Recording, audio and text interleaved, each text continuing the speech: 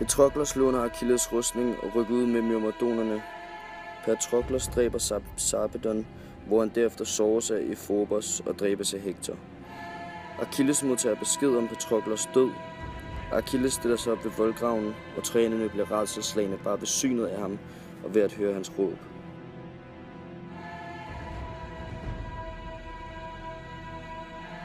Hansa!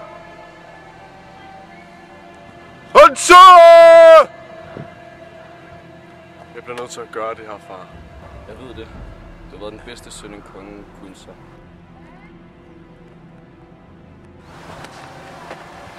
Hansa! Pas på vores søn, hvis jeg falder. Hansa!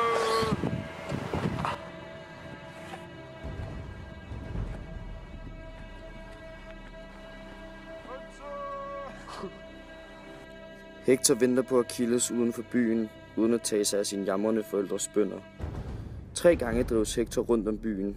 Apollon forlader ham, og Athene opfordrer ham i Deiphobos skikkelse til at gøre modstand.